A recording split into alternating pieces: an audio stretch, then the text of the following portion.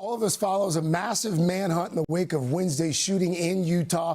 It also follows the FBI's overnight release of new images and videos of a person of interest. In a moment, we're going to take you to Utah. Officials are about to hold a news conference. We expect to learn more about the circumstances under which this suspect was identified and brought into custody. Let's go to NBC's Morgan Chesky. And actually, it was the president himself across the street here in New York on Fox and Friends breaking this news earlier today. Morgan. Yeah, Savannah, correct. Stunning development this morning from President Trump during that interview, saying that he had a high degree of certainty that law enforcement officials had a person in custody that they believe was, in fact, the person who fired the fatal shot, killing Charlie Kirk here on the campus of Utah Valley University. Since then, though, we have learned more details. As you mentioned, Savannah, he's been identified as 22-year-old Tyler Robinson of Utah, and that correlates with what we heard from law enforcement yesterday, saying that this person of interest that they shared both images of and video of appeared to be a college-aged male. That pairs with the fact that Robinson is 22 years old. According to the president, Savannah and Craig, we're also hearing that it was someone very close to Robinson who recognized him from either the images or the video and then contacted law enforcement, and that began the process of bringing him into custody. We're hoping to hear more details and gain some clarity onto how exactly that all went down here in this press conference that should begin any minute now. But it has been a fast developing investigation here with the release of the videos late last night by authorities in a press conference where FBI Director Kash Patel was in attendance. They did not take any questions at that time. They simply said, this is the individual just moments after firing the shot that killed Kirk. You can see him running on a campus rooftop. He then lowered himself and jumped off onto the ground. Officials say that they left behind a crucial trail of evidence, DNA on that rooftop ledge, a shoe print on the ground, and then a high-powered rifle in a nearby wooded area. All of that will now likely be used by investigators to hopefully or potentially be tied to Robinson now that he is in custody. One thing we have yet to hear from officials, despite calling this a politically motivated assassination, we have yet to see any particular piece of evidence that could lend itself to showing this person's state of mind or motivation, political ideology, anything of that nature. This is where this investigation is really now going to dig in to anything Robinson may have in his possession at a residence, on his phone, on a computer. And so that is where the investigation stands on that front now that this individual is in custody. I should point out that this campus, this community, was not put on lockdown for a long period of time because officials believe that this was a targeted attack and that they did not believe anyone else was at risk. Certainly a lot of relief in this community right now. All right, Morgan Chesky there. Morgan, stand by. This news conference is getting underway. Let's listen in. Director Kash Patel and Sheriff Mike Smith.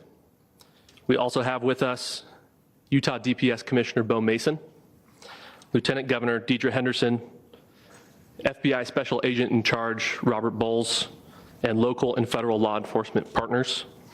Following the remarks today, Governor Cox, Director Patel, and Commissioner Mason will take questions. Thank you.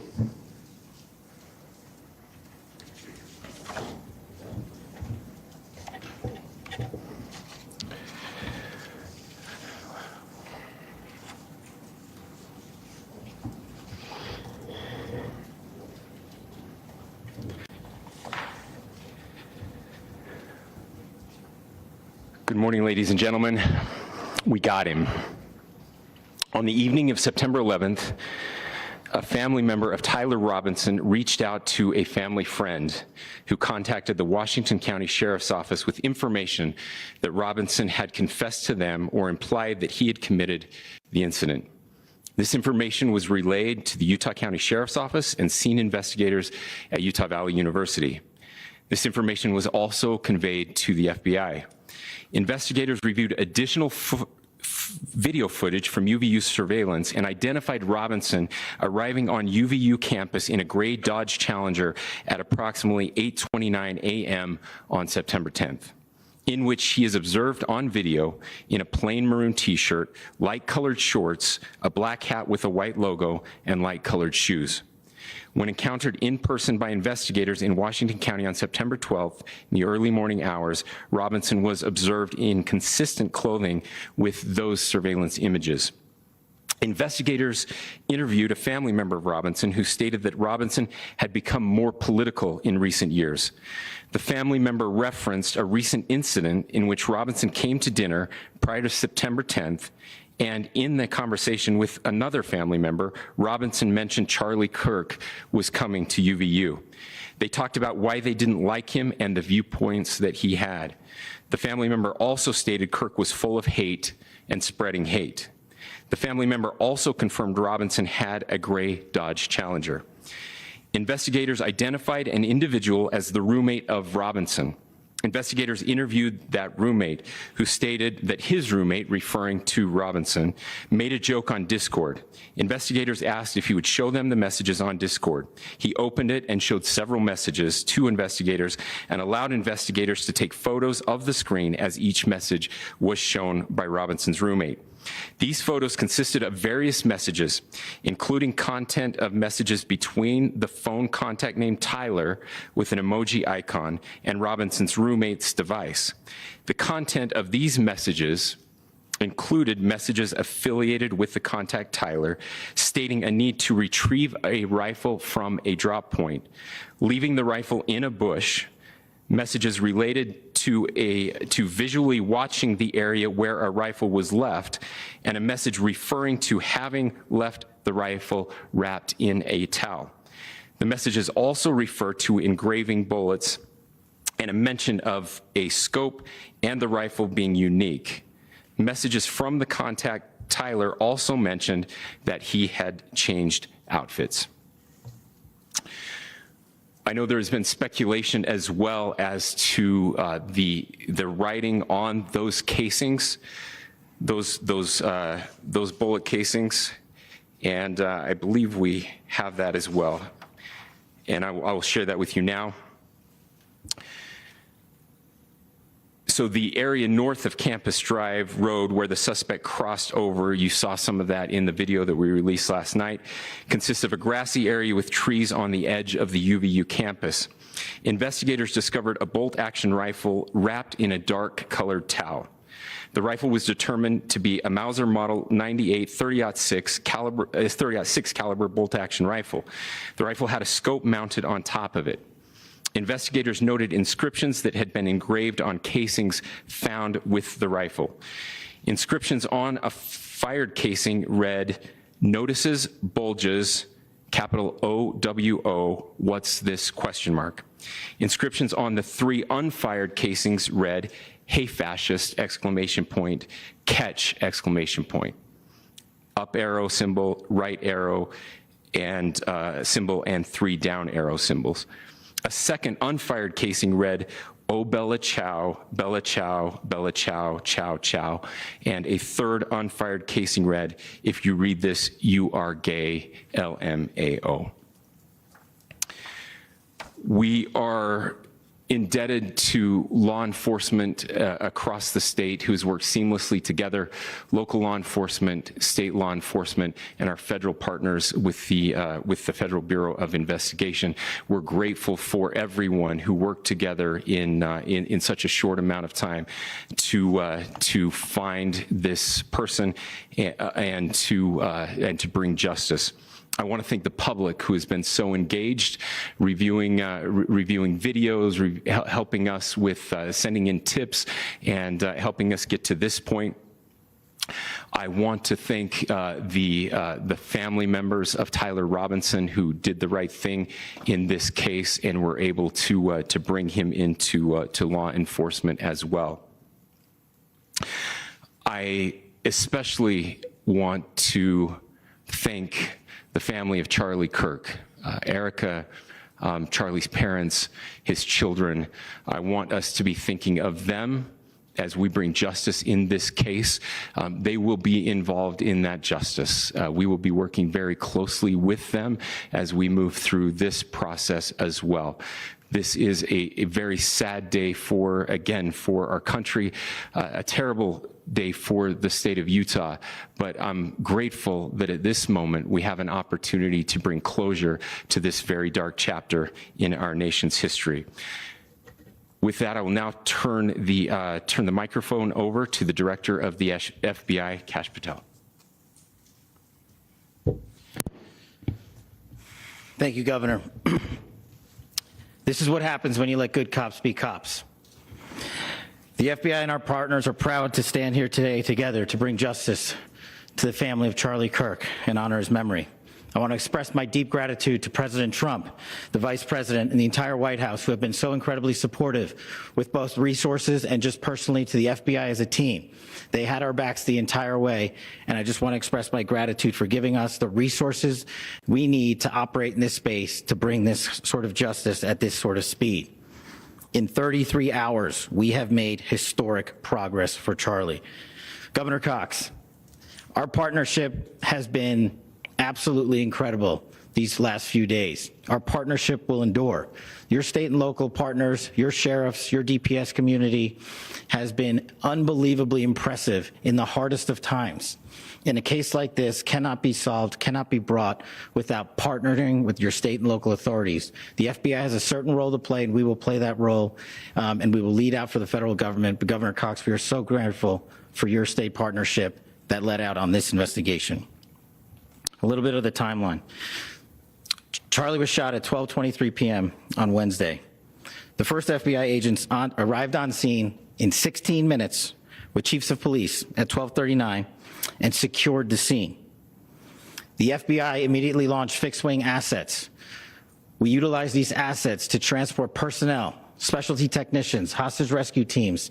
We also utilize these assets to go back and forth from the East Coast and here in Utah to transport forensic evidence and other evidence that will be analyzed and is being analyzed at our FBI laboratories in Quantico and other laboratories, including the ATF. At my direction, the FBI released the first set of FBI photos of the suspect at 10 a.m. local.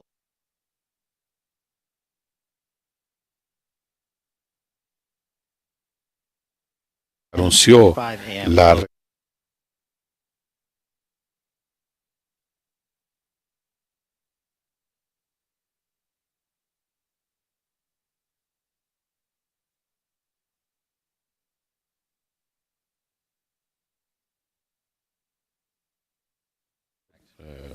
inédito del sospechoso.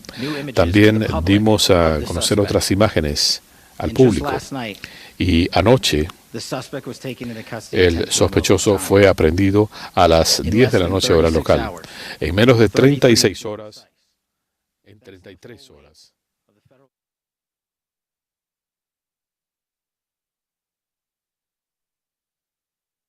Time period. And I want to highlight what Governor Cox said. This would not have been possible without you, the media, and you, the public. That's why we went so public, so fast, and we're so transparent, and we're committed to that transparency. The crime scene, just a little bit there. It is a large crime scene. State and local authorities, along with federal authorities, processed that crime scene quickly. And I even had the ability to walk through that crime scene and walk through the steps the suspect took to learn more about what was needed and what resources we needed to bear to create a full picture for the FBI and leadership back in Washington. Furthermore, thankfully to state and local partners, forensic evidence has been seized and continues to be garnered. Forensic evidence has already been evaluated at FBI laboratories in Quantico and state and local authorities here. We will continue to process evidence as we see it, as we collect it, and we will continue to deliver to Governor Cox and his team. Last night, we had a total of approximately 7,000 leads. As of this morning, thanks to your great work, we have over 11,000 leads that were called in to the FBI. And we are running out every single lead that we can.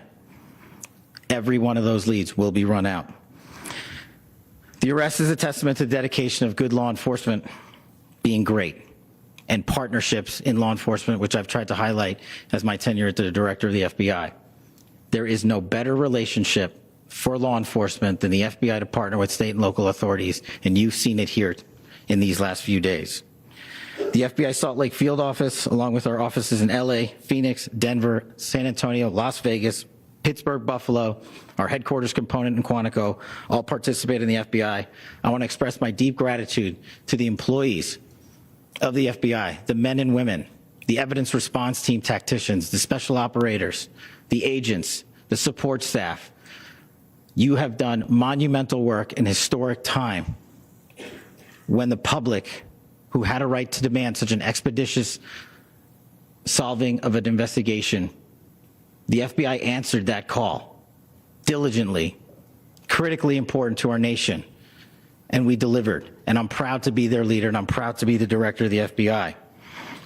This is a very much an ongoing investigation, as the governor said, and we will continue to work with state and local authorities to develop the investigation, to provide them the evidence they need for their ongoing prosecutions, and we will be here to answer every call they absolutely have, as long as it takes, for as long as we need to find and apprehend whatever suspects were involved in this crime.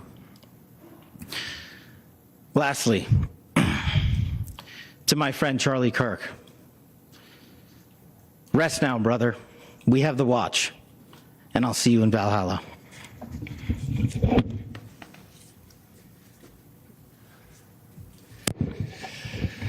Thank you, and good morning.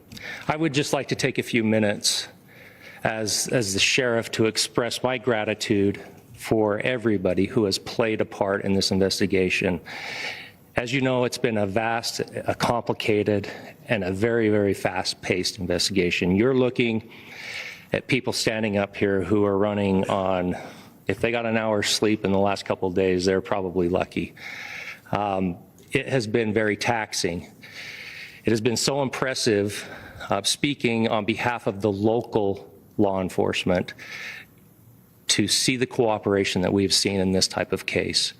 Across the state, sheriffs, chiefs, our state partners have stepped up and have come to the call on anything that we needed. Our county chiefs have been phenomenal. Our Utah County Attorney, Jeff Gray, who's standing up here with us, has been phenomenal in leading us through this investigation. I would like to thank the federal government for their resources, their assets. Our local team here, our FBI team, has been extraordinary in helping us work through this and bring this person to justice. Most of all, I would like to thank the public, and specifically, I would like to thank the public who turned to prayers and who turned to positiveness for us. I would like to thank them on behalf of the law enforcement community, because we needed those prayers. That's what we needed to get through this. We needed your support, and you gave it to us. We needed your patience, and you gave it to us. And I would like to thank you for the Kirk family, because that's what they need, is your support and your prayers, and that will get us through all of this. So thank you, everybody, for everybody that have stepped up. We've had such a phenomenal response to this. Thank you.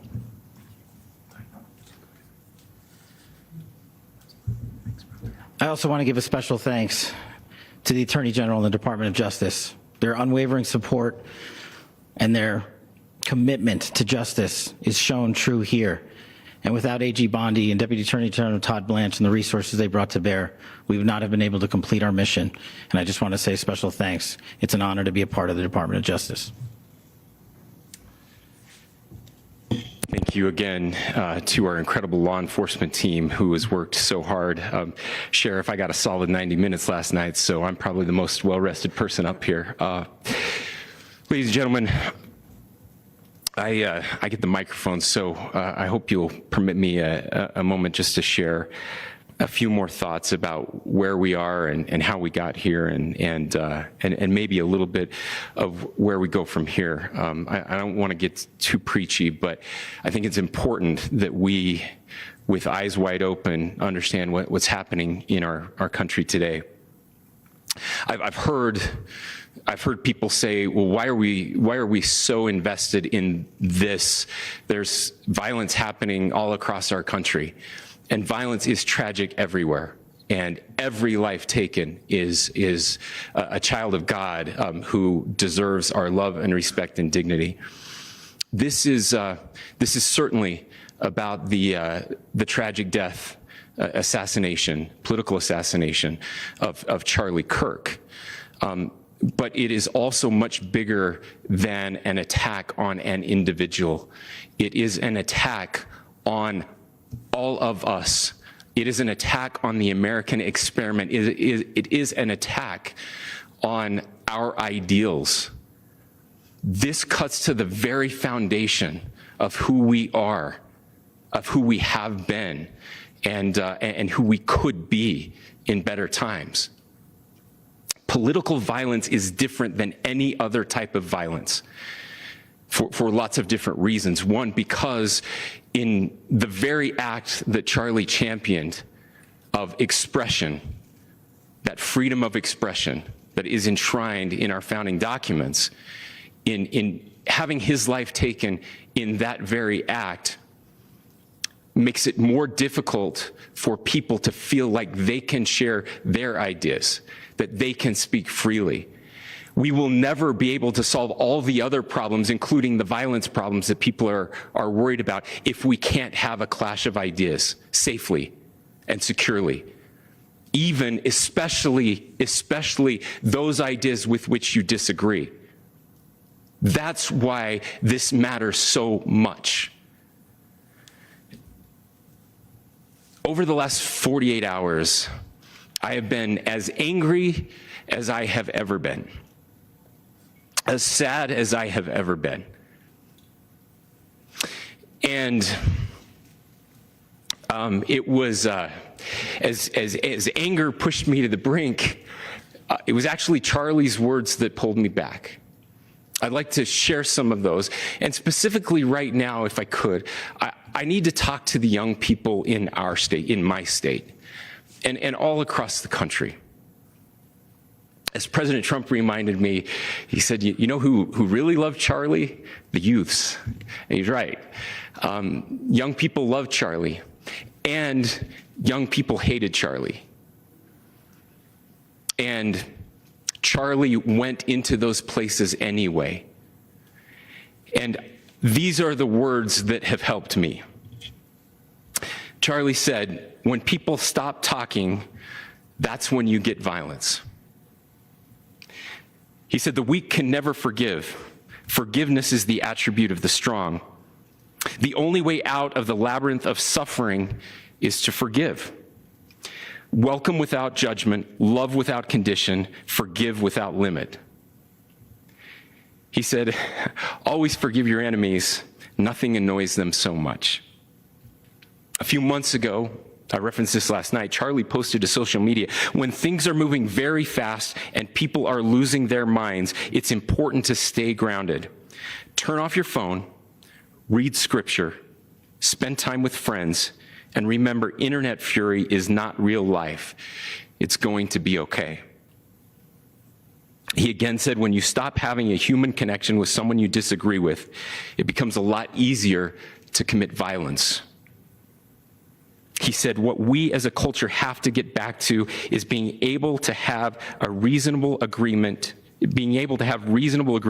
where violence is not an option. Now, again, to my young friends out there, you are inheriting a country where politics feels like rage. It feels like rage is the only option. But through those words, we have a reminder that we can choose a different path. Your generation has an opportunity to build a culture that is very different than what we are suffering through right now. Not by pretending differences don't matter, but by embracing our differences and having those hard conversations. I think we need more moral clarity right now. I hear all the time that words are violence. Words are not violence. Violence is violence.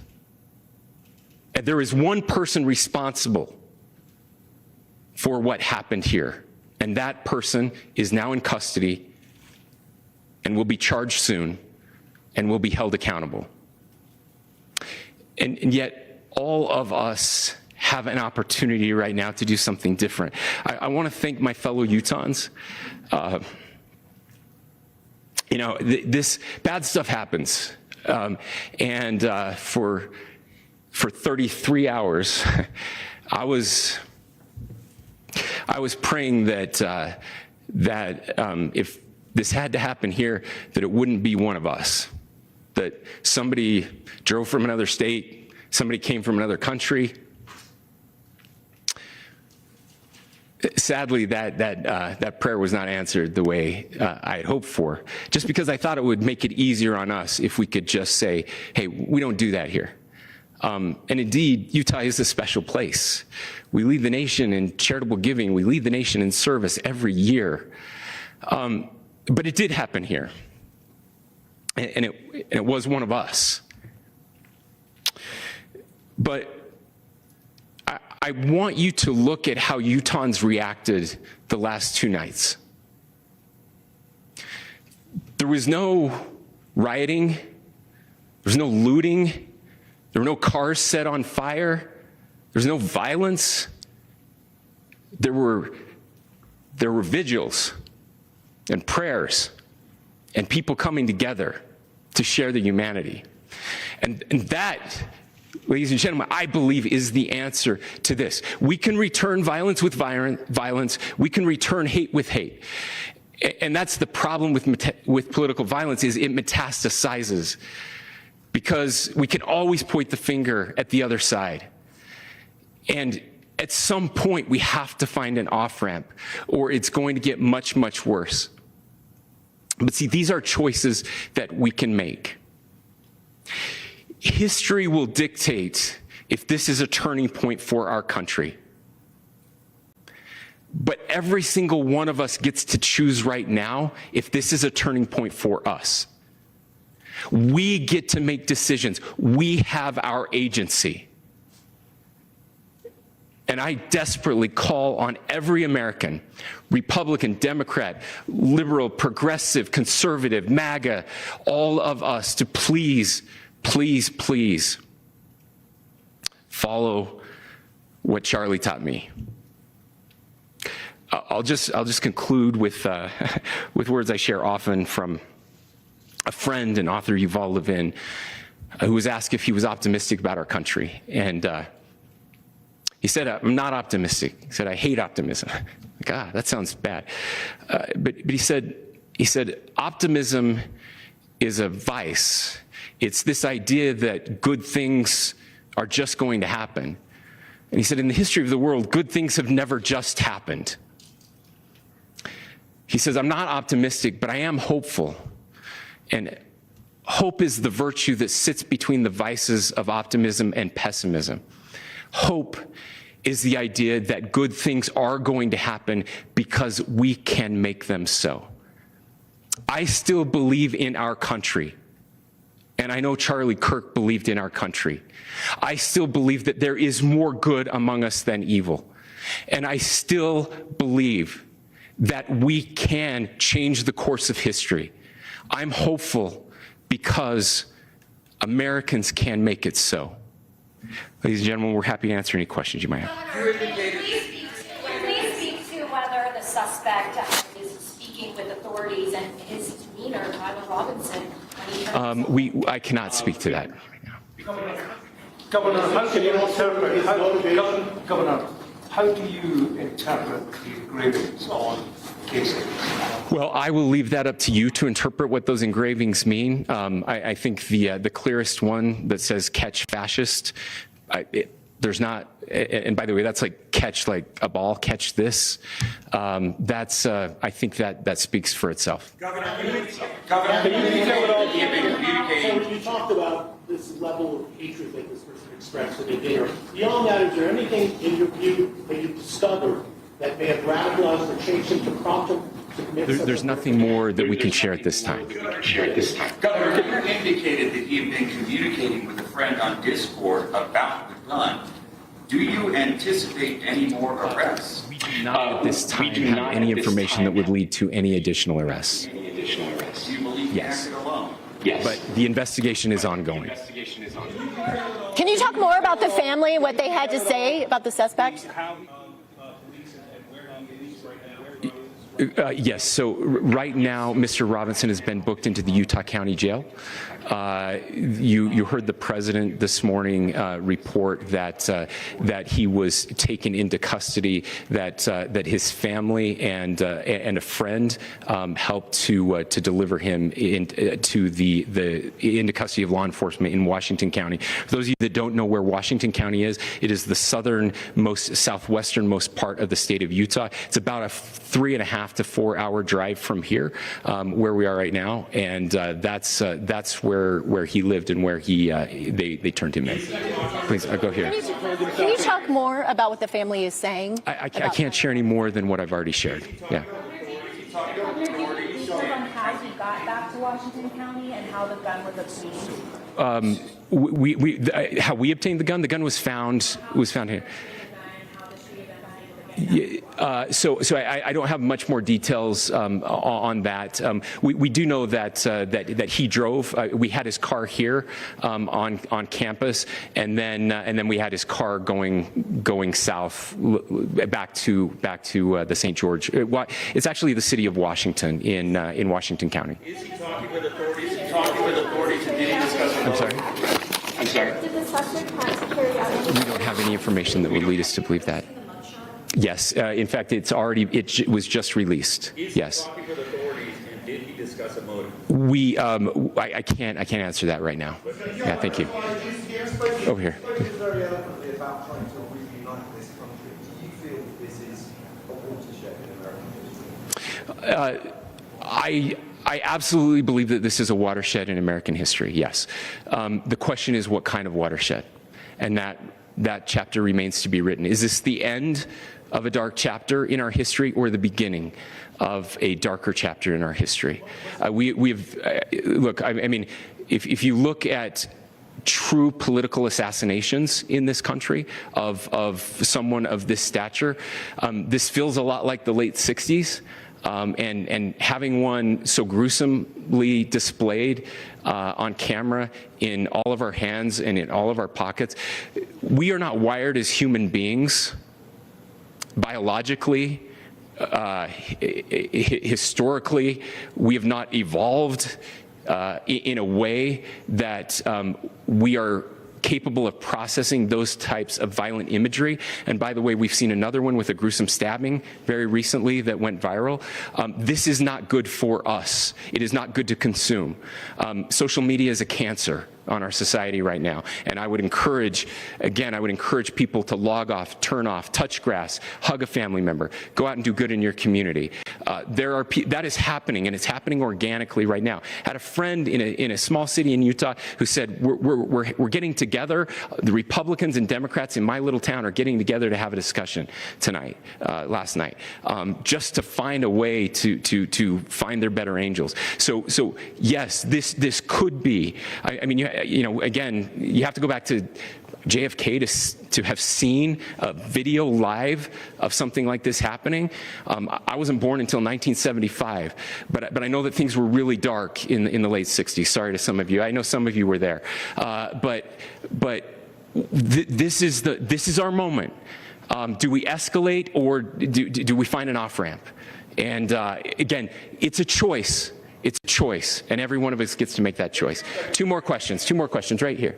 Could we clarify that the release of those enhanced images at 8 p.m., the timeline that Director Patel gave us, led to the arrest at 10 p.m.? Is there a direct connection? I cannot comment if there is a direct connection or not, but all I can say is that through some process, the family came to know that this had happened. One more thing, Governor.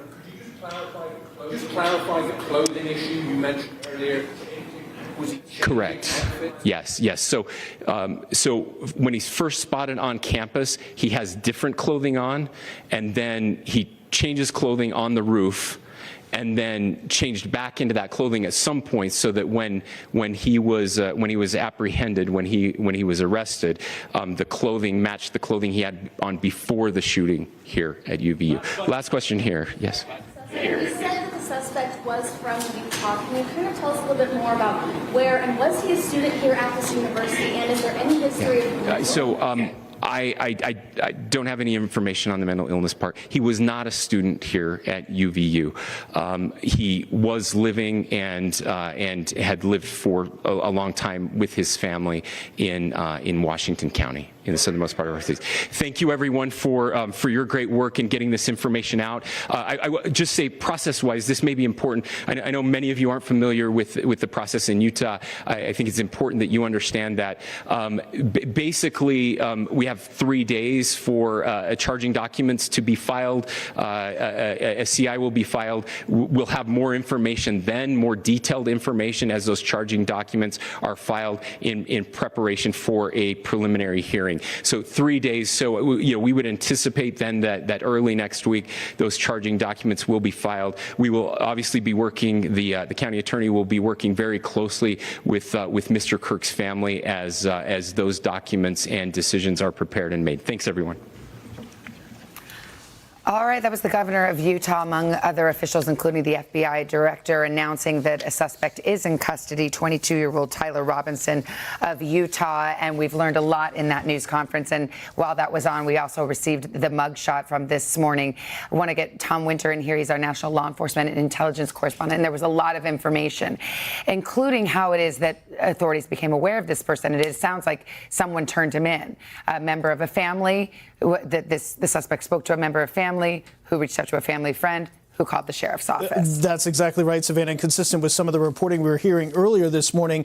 And the information, according to the governor, is that this person said that Robinson had confessed to them or implied that he had committed the incident. This information was then relayed to police. Apparently, in the course of this investigation, they were actually able to find his car and surveillance video of that. And they see him wearing one type of clothing. Then he changes into the dark clothing, the images that we've seen over the past 24 hours. The shooting happens, and then he changes back into the original set of clothing that he arrived at the university in. Well, they said that when investigators in the early hours of this morning arrived at his home, apparently he was wearing the same type of clothing that he was wearing when he arrived at the campus on the day of the shooting. On top of that, they said that there was a roommate of his who he also had been messaging, and the messages referenced the weapon specifically, referenced the fact that it was wrapped in a towel. That's something investigators have been telling us about. The fact that it was in a wooded area, and that there will also be engravings on the casings of the ammunition. And a scope on top of the And a scope on top of it, all consistent with the information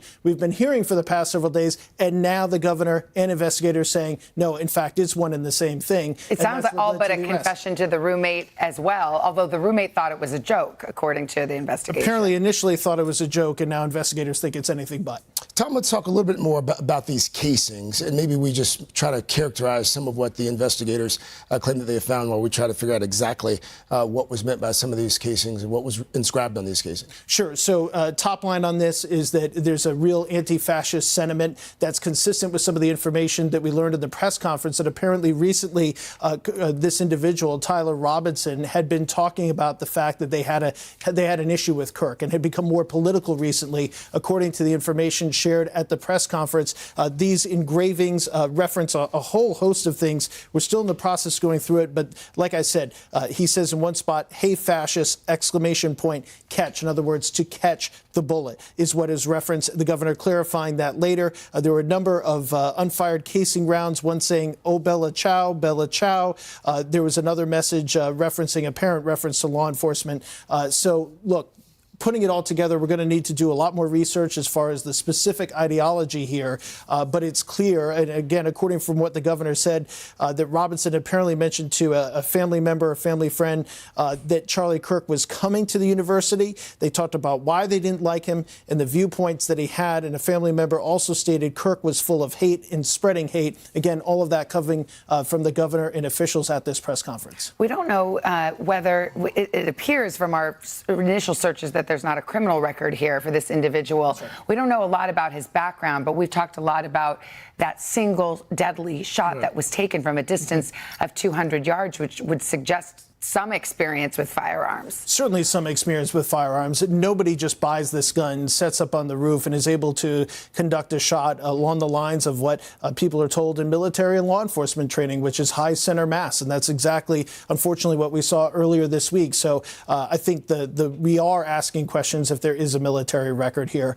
We are asking questions about his background. To your point, Savannah, there's nothing that sticks out as far as a criminal record. We're able to see those generally pretty quickly, but sometimes those records could be held under seal, too. We'll want to look for that. But, Tom, your team has been able to determine that there was a connection between this 22-year-old and the campus itself. Yeah, apparently we have some information in that he may have attended at least one semester there, and we're going to try to get some more information on that as well, Craig. Again, though, it doesn't seem like he had any specific issue with the university. The family member talks about the fact about Charlie Kirk, this becoming more political in recent years. We did get some additional detail on the rifle. It's a Mauser Model 98 36 caliber bolt-action rifle. The question I would have is, did anybody buy this for him? Could that have been an illegal purchase? Is this like a hunt for those of us who aren't? Sure. And I confess, I don't know a lot about this kind of weaponry. Is that a hunting rifle? It is a hunting rifle. It's the exact type of rifle that you want to use for long-distance hunting, very stable to carry out a shot like that. Do want to note the governor said we do not believe that there'll be any other arrests at this time. Noted that obviously the investigation is ongoing and we should see the specific charges as early next week. Of course, there could also be federal charges here. We'll just have to see what develops over the coming days. All right. Tom Winter, it would seem as if investigators have spent the last 24, 48 hours just using a lot of video evidence to build this timeline. Yeah, it does seem like it's all derived from the timeline at this point and from the video. Obviously, that helps them make the case. A bit of a troubling trend out of this. You know, we saw it with Luigi Mangione, according to our reporting. The recent shooting in Minneapolis at a church there involving school children. And now Tyler Robinson, according to all the reporting we've put together here, this is now another incident where somebody's been engraving things on shell casings, really speaking to that message and people following what Mangione did. All right. We're following this breaking news. 22-year-old suspect Tyler Robinson of Utah in custody. You can find more on our streaming channel and on NBCnews.com. Tom Winter, thank you. Morgan Chesky, thanks as well there in Utah on the ground for us. We are going to return most of you now to the Today Show. I'm Craig Melvin alongside Savannah Guthrie, and this has been an NBC News Special Report.